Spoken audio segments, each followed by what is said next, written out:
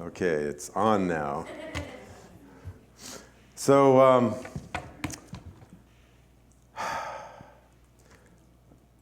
Mark is, he's like a great guy, and he does a lot of great things, and one of the things that he did was he arranged all these touch football games way back when, so this is like in 2003, church touch football.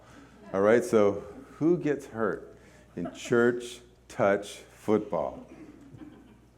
Moi. So I wasn't going to touch the ball. I was just going to go and block and chase people. You know, that's what I do. And so I stood way at the very front of the first kickoff, and it came right to me. So I wasn't catching the ball. Obviously, it went right through my lap and kept going, and so I dove for the ball. Someone came in sideways, and it got me right in the chest. And that little xiphoid process bone is right at the very bottom of the sternum. That got injured, but I didn't know it.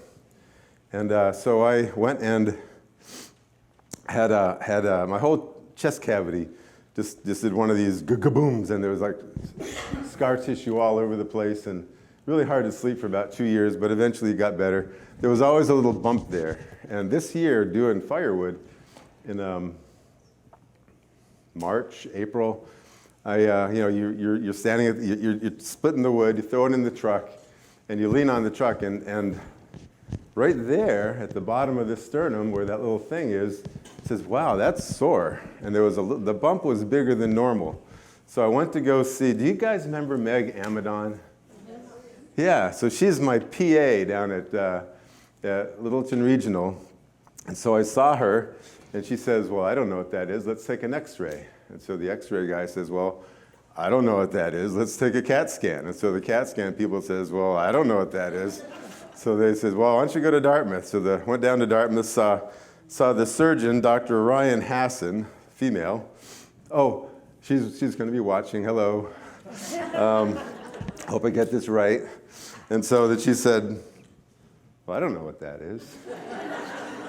We'll take a closer look. And so she set me up with, so I took a CAT scan, and then we took a PET scan. And a PET scan is not like a CAT scan, even though it sounds like it ought to be.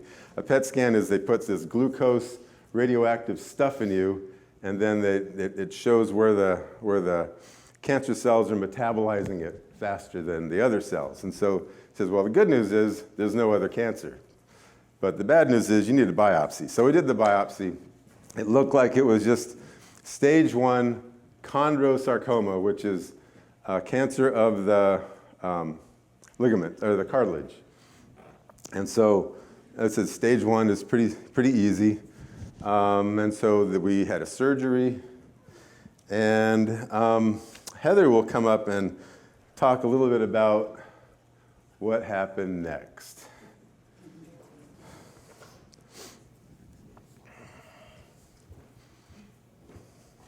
My chair.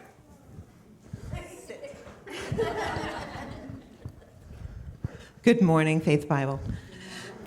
So we met with the doctor a week before his surgery. It was the first time that I met Dr. Hassan, and I was so delighted. She was so dynamic, so reassuring. This is, we should be able to go ahead and take this. Surgery should be done. Here's what the aftercare will be. And it was just very encouraging and very reassuring. So I was very, very glad to do that. Now, Steve was joking about this time. Many of you heard the joke about him wanting to get an arc reactor like Iron Man. So this is right in this area. She's like, no, you can't have an arc reactor. I can't put that in. But if you want to do a tattoo, that's up to you. He's decided no.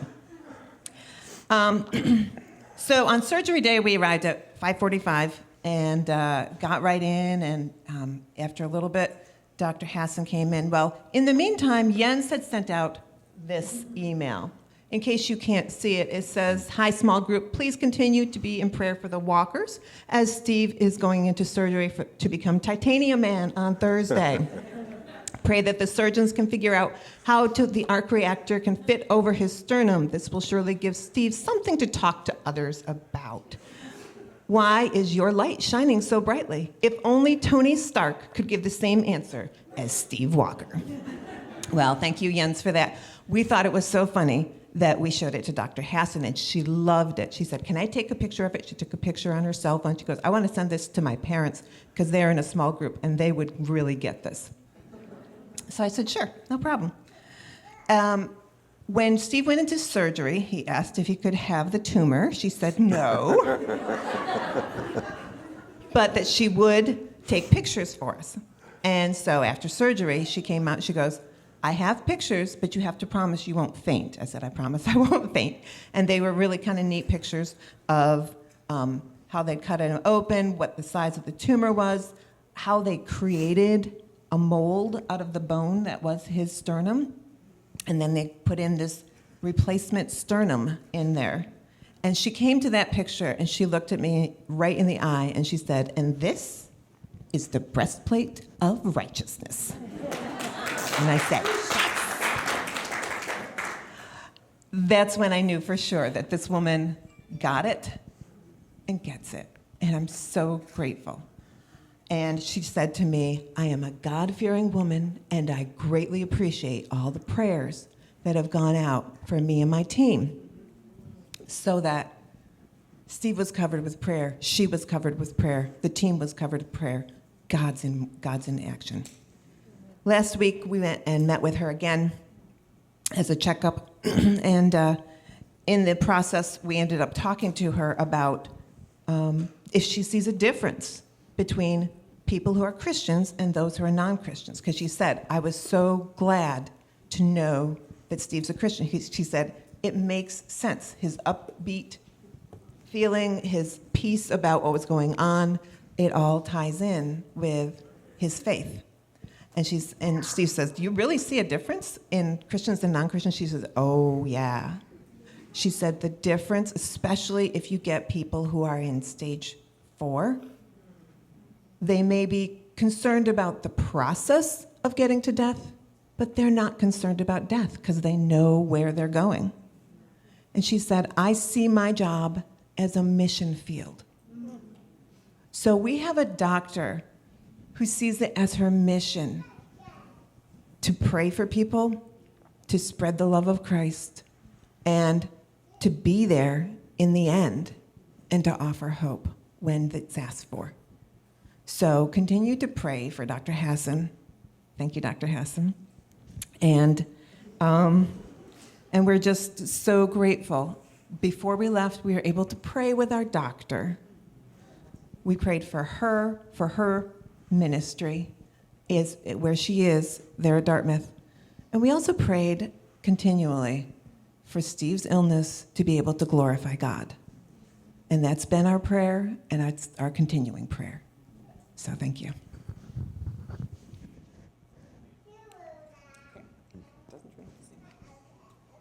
Yep, it's good.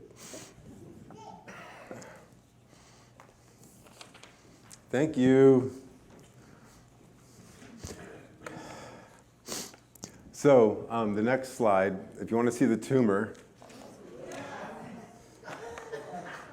Well, Heather said I can't show the tumor, but I figure this is close enough. It's chocolate.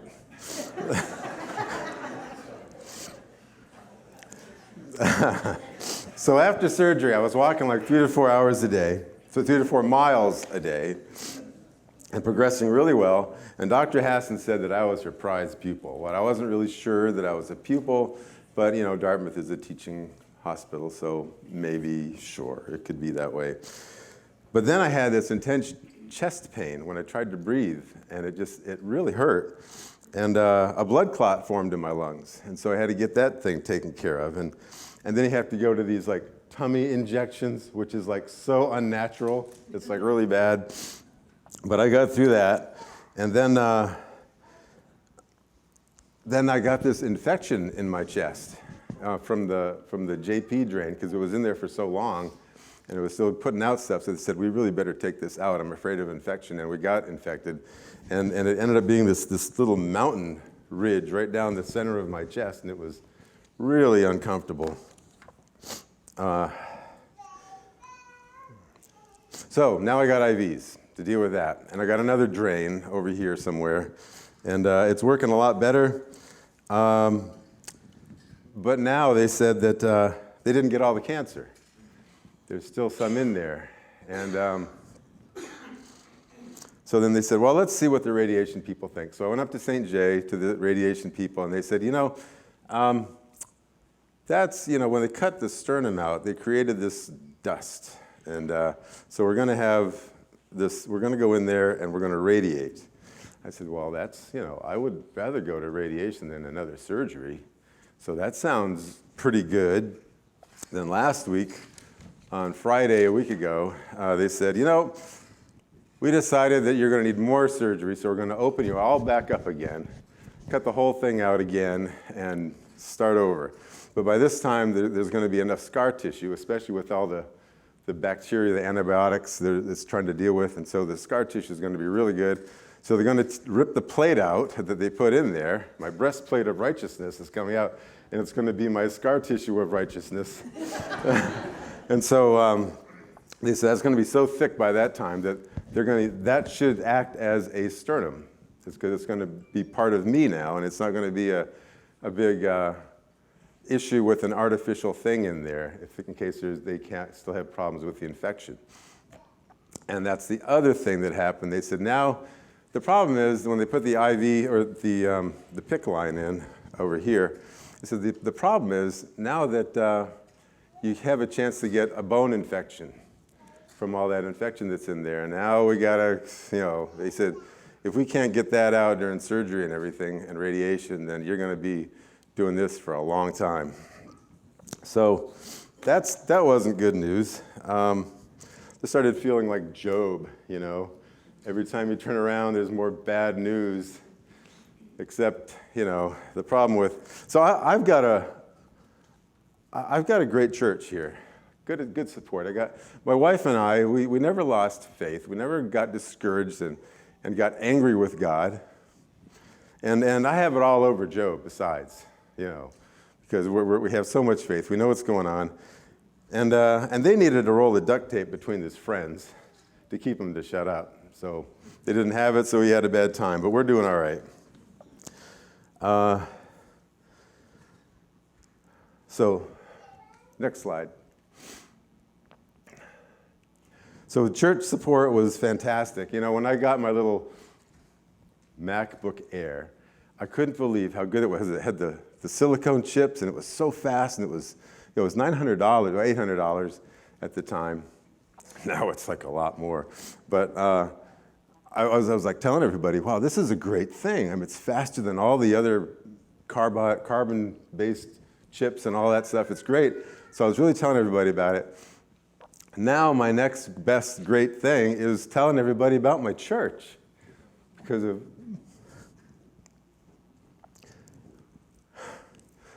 all the support I've had, the gifts and prayers and everything. It's really good. It was amazing. Excuse me. But I never felt depressed, never felt desperate. I'm 100% secure knowing that the Bible's true and Jesus knows what he's doing. But 20 years ago, I still had some questions. So the best thing, if you want to know about something, what do? You teach it, right?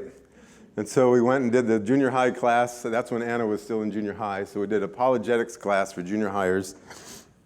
And I believe in God and Jesus, but could I really defend my faith? If someone really smart in the atheist field could put me up against it, would I be able to defend my faith? And so I read a lot of books, and we went over a lot of stuff in the class. Lee Strobel's The Case for Christ, The Case for Faith, The Case for all these things, Easter, really good books. If you want to get some really good foundational information, then those are great books to have. Had a lot of other books to read. And I read a lot of articles from atheists, so I would know what their side of the argument is, so I could have an argument against, well, what are they saying? And so I was able to get some.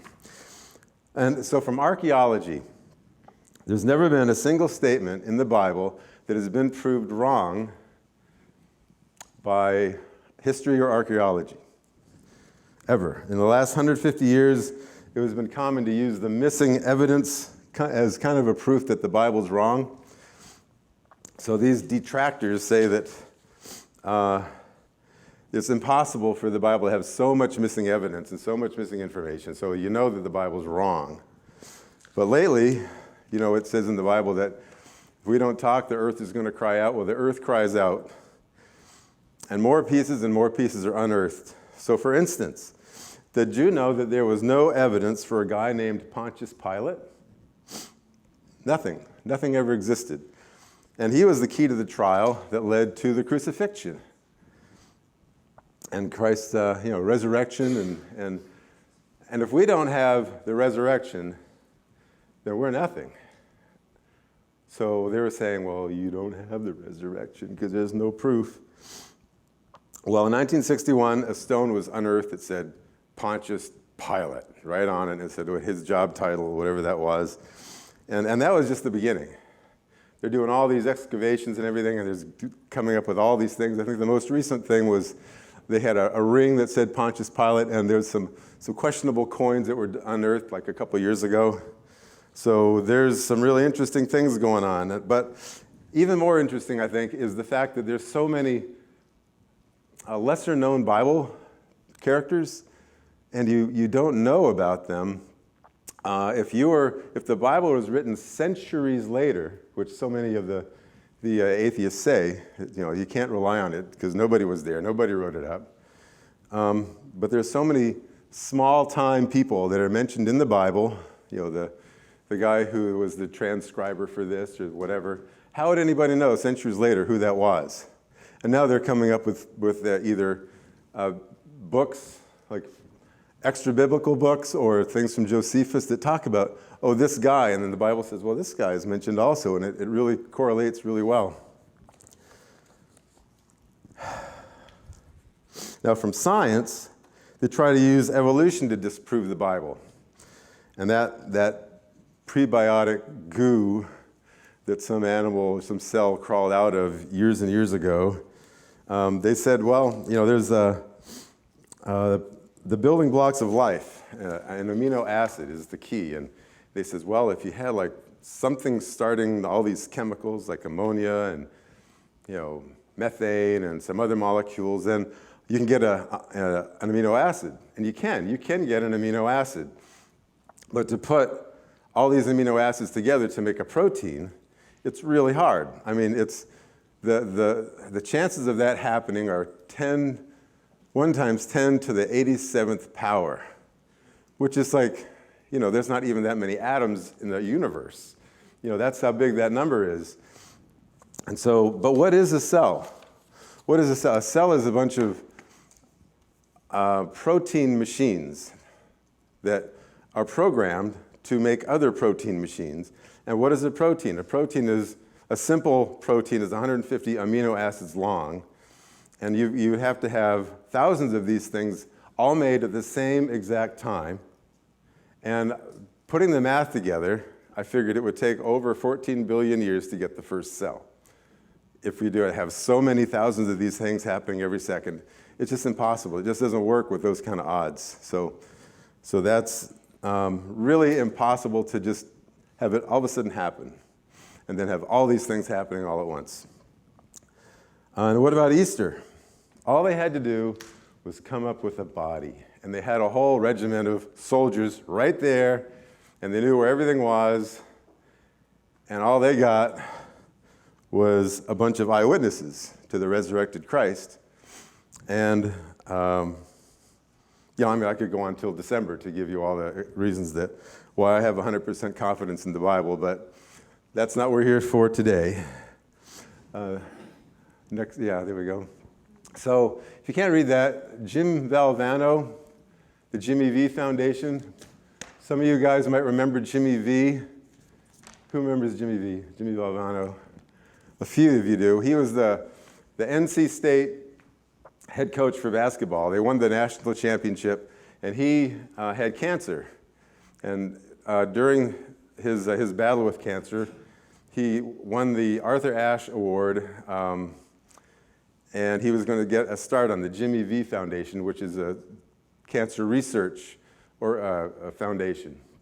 And he had a speech, and that speech where he was at the ESPYs, he said, all I have to do is 3 things in life, every day. 3 things. Laugh, have faith in our religion, and cry, either from joy or sadness, because it means you have passion. Do these 3 things, and you will have a good life. And then at the end of his speech, he says, don't give up. Don't ever give up. So 600,000 people will die of cancer this year in the U.S. But because of significant advances in medicine and technology, more of us will live a lot longer than they would have 20 years ago. And the news flash for you is the death rate is currently 100%. So, I mean, you can't get saved all the time, but actually it's worse, it's better than 100%. I said 10%? 100%. Death rate is 10%. But, because defibrillators, a lot of folks will end up dying more than once, so it's better than 100% is the death rate. So do with that what you want. That 600,000 deaths by cancer is a huge number. But to me, a more sobering number is that 12 million Americans will consider suicide this year. And 1.2 million will end up in some emergency room somewhere. That's amazing. That's horrible. A couple years ago, I was doing this intensive 10-month Colson Fellows worldview study, and at the culmination of all the work, there was the Wilberforce Weekend, which was a 3-day event in Fort Worth, and it had a lot of amazing speakers. One of them was a guy named Matthew Sleeth. He's a retired ER doctor, and now he's an author and a pastor. And during this time in the ER, he was really concerned that he's seeing a lot of attempted suicides. So for the past 2 decades, the rate of suicides have grown about 2% each year. And he thought that biblical wisdom really wasn't being brought to bear on this problem. He said that hope is desperately needed in our society. So suicide is measured in deaths per 100,000. Deaths per 100,000.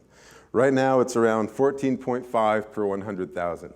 That ties us with the highest number with the era called the Great Depression. But 14.5 per 100,000 doesn't really tell the whole story. We have technologies today that they didn't have in the 1930s. They have defibrillators, Norcan, EMTs, ambulances, emergency rooms that just weren't there. They didn't have hospitals in every small town or accessible to every small town. And so when you take all these things out and figure everything in, then the death rate would be closer to 300 per 100,000 for suicides, attempted suicides. And it's really worse than that because overdoses are now in a different category. They're not even counted as suicides. And so you could triple that number, which really makes it ridiculous. So how have we handled feelings of loneliness and isolation? So how does a society deal with a pandemic? Isolate. And that just makes the anxiety and the loneliness and the depression even worse. So the demographics, it used to be that older white guys used to commit suicide the most. But now it seems to be an equal opportunity killer. Most alarming is the spike in the deaths of young people. Now, the least likely people, lowest chance of committing suicide or having suicidal thoughts are committed Christians. We're about 6 times less likely to commit suicide. There's got to be a reason for that. They've been studying this statistic since the mid-1800s, and it's been pretty steady right on through. Compared to the rest of society, we're 6 times less likely to commit suicide. And I can attest to the fact that this church will support you if you are feeling that way. But you got to say that you're in trouble. You know, mind reading and hints might work for your spouses, but you really can't rely on that to be the main way to get your act across. If you're in trouble, you got to say something. Sometimes all it takes to make a big difference in your life is to get involved with a small group. And there's others there who will care and walk with you through the tough times. And you know, you guys have been such a blessing to me, my wife, my family. Your cards of encouragement, the meals, the gifts, prayers. Oh my gosh, it's really amazing. It's significant. Now, something else about Christian friends that I noticed in my own little walk here, when I let my Christian friends know the problems that we were having, almost everybody asked if there's a way that they could help. But when I talked to my non-Christian friends, they would all kind of internalize it, and they would give me a lot of adjectives. We'll just put it that way. There really is a lot of hope in Christ. Christians have a belief that there's something more than a body and a mind, but also a soul. We're made in the image of God, and He has a plan for us. But every day we still lose 130 people to suicide. And to put that number into perspective, for every murder, there are 2.5 times more suicides. Think about that.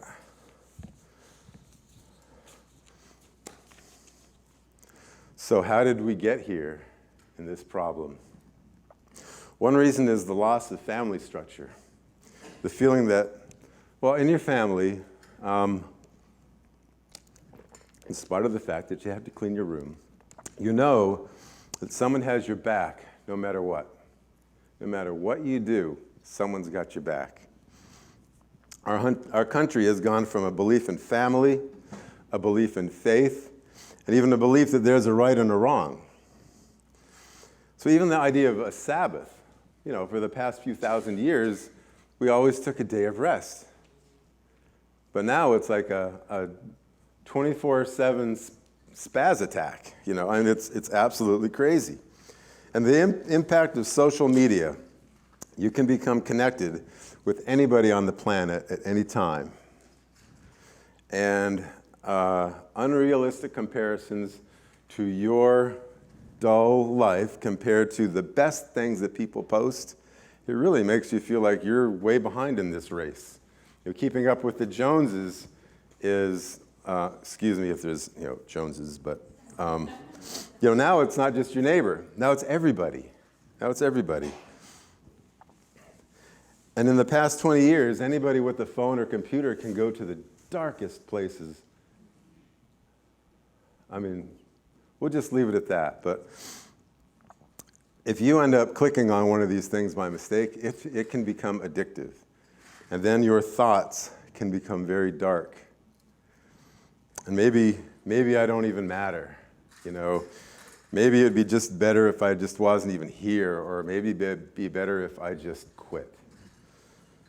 Now, what about the traditional solutions from the $4.3 trillion healthcare industry? So we followed these recommendations, which are good. Increased screening for depression, increased number of people taking antidepressants. So now 1 in 8 adults take antidepressants. Hotline phone numbers for suicide. And we're taking marginalized people and mainstreaming them. And yet, following these recommendations, every single year for the past 20 years, the suicide rate has gotten worse. And the alarming thing is the healthcare industry just keeps saying to do the same thing. Now, what about, there was a quote from Einstein. Remember this quote? It says, it's something about doing the same thing over and over and over and expecting the same result. What's that called? Insanity. Insanity. So Dr. Sleeth said that he went to his wife's commencement at Georgetown University several years ago, and something the speaker said stuck with him like Velcro to this day. This little old lady was talking and kind of going all over the place. And then she said, your life will have no meaning until you realize that you were put on this planet to serve others. That was Mother Teresa. At that point, once you make a priority to serve others, your life will have meaning. So we're about the business of the Lord. And if we are doing everything we can to further the good news and making Him the compass of our lives, then our lives will have a wonderful meaning. And you can endure all sorts of things that you wouldn't have been able to otherwise. The Bible is the only text, ancient or otherwise, that tells you where suicide comes from. Look at Satan and Adam and Eve. Somehow he convinced them that allowing death to enter their lives was preferable to being in their perfect existence. Satan wanted Job to curse God and die. Satan tried to convince Christ to throw himself off the temple. Satan did convince Judas to hang himself. In John 10:10, Jesus says that the thief comes only to steal and kill and destroy. And I have come that they may have life and have it to the full. The Bible has many people that were depressed and didn't want to live any longer. Moses, Elijah, David, Jonah, Paul. But when they address their concerns to the Lord, He ministers to them in a lot of different ways. If you read up on those things, it's different every time. It's specially designed to help them out of their doldrums. What about the story of Paul and Silas in jail? Remember that? It's in Acts 16. They were imprisoned, but were singing praises and worshiping God. And all of a sudden, there was an earthquake, and all the walls came down. And the jailer figured he lost all his prisoners, and in the Roman days, back then, if you lost your prisoners, you were in big trouble. So he drew his sword to commit suicide. And at that moment, what did Paul say? He says, don't kill yourself. We're all here. And that's what the church needs to say. Don't kill yourself. We're all here. So, depressed people in the Bible. If you want a good reading on depression, read Psalm 88. So it's a bummer of a read. This psalm is from the sons of Korah. Korah led the rebellion against Moses, and he and all his rebellion's followers were swallowed up in some giant sinkhole. Do you remember that? It says sons, but it might just mean descendants. So why don't we read it? Let's read it. But I cry to you for help, Lord. In the morning, my prayer comes before you. Why, Lord, do you reject me and hide your face from me? From my youth, I have suffered and been close to death. I have borne your terrors and am in despair. Your wrath has swept over me. Your terrors have destroyed me. All day long, they surround me like a flood. They have completely engulfed me. You have taken from me my friend and neighbor. Darkness is my closest friend. Guilt, depression. I mean, this is Korah's sons. And he saw Korah and all his followers die. Sorrow, grief. I mean, all the feelings that you would get from that. Suicidal thoughts come from Satan. If you or someone you know is dealing with suicidal thoughts, know that these thoughts are not yours, but are coming from Satan. According to Dr. Sleeth, it's not you, but your enemy. And understanding that has helped people deal with it. What does the Bible say about my responsibility toward those who are in a bad place? Remember the story of Cain and Abel? Cain kills his brother, and God asks him, well, where's Abel? Where's your brother Abel? And Cain comes up with this smart aleck remark about, am I my brother's keeper? Well, yes, we are our brother's keeper.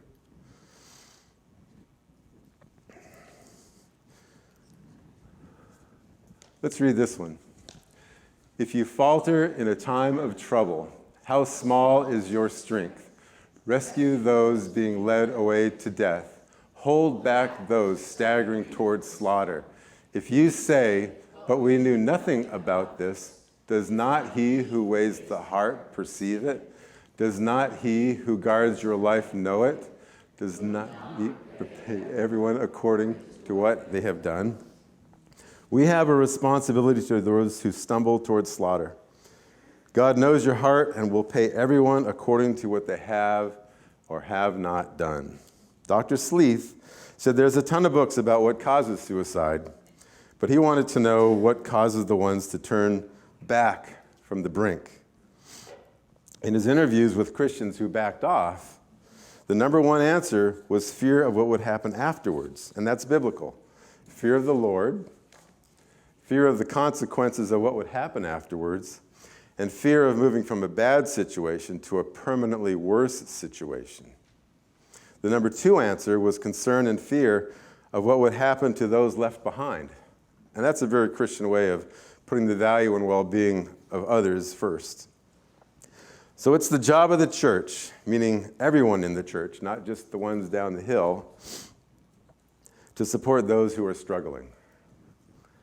If someone you know who is depressed and you suspect may be having suicidal thoughts, it's okay to ask that question. Are you thinking of suicide? So people think that you don't want to ask that question because it'll somehow put the thought of suicide in their head. But more than likely, they've already been thinking about suicide already. And so it's your job to be there to help and to be a support. But don't play the role of counselor. Don't get in over your head. I'm going to ask our deacon, Austin Bailey, who was in the back just a minute ago. I hear him coming. Tell you what kind of help is available. Could someone go out and see if he's in the other room, please? So while we're waiting for him, I'm going to look at offering this class by Dr. Sleeth later in the year in springtime or summer if anybody's interested.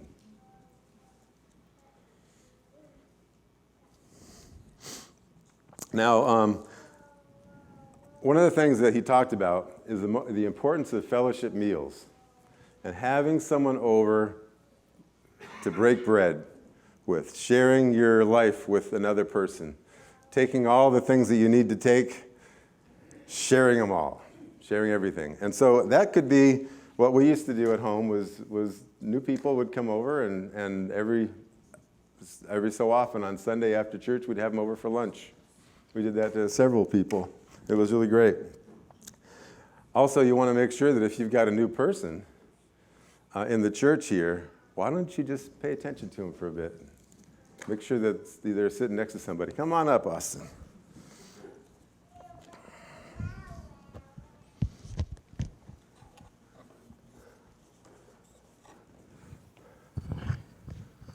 All right, so I don't know where Steve left off at, but there, the first thing everybody needs to know is they're not alone in any type of situation, whether it's feeling down, depressed, anxious about something. There's people here in the church that you can talk to. And a few years ago, I was really involved with the prison ministry. And it got to the point where my legs I really couldn't do that anymore. So I asked God, I said, what can I do? I want to still help, but what can I do? What would you have me to do? And that was, of course, we were going through the COVID time and all that, and prison ministry shut down for a while. And the church had an opportunity to have people trained up to be coaches in mental health coaching, addiction and recovery coaching, through the American Association of Christian Counselors. And God opened the door for me to be able to get involved with the mental health coaching. And so for the past couple of years or so, I've been working on mental health coaching. And God's allowed me to meet with people on a fairly regular basis. And I've completed my courses and all that, and I've been able to talk with people, meet with people at the office down below, and talk with them, and just basically walk beside them and kind of go through what they're going through, and help them along in that process. Make referrals to people that are, above my expertise, but I just say all that to say this, that just remember you're not alone, and don't ever feel ashamed to come and talk to somebody. My door's always open. My phone number's available. I have cards on the counter out there. If you want to meet, we can sit and have coffee somewhere and just talk. And if I can help, I will help. If I can't help, I will get you help. So I just say all that to say this. If you're interested in mental health coaching or addiction and recovery coaching, come see me, come see Pastor Nick, Kim. They have all the information on it. Right now, if you're interested in getting into mental health coaching, the AACC, the American Association of Christian Counselors, have a 3-course free tuition for anybody that wants to get into that field.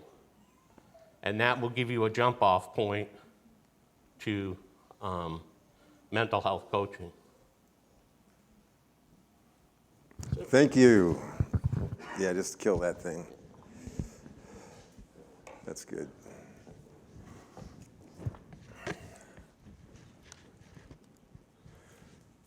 So we have services available to those who need to have some, having bad thoughts.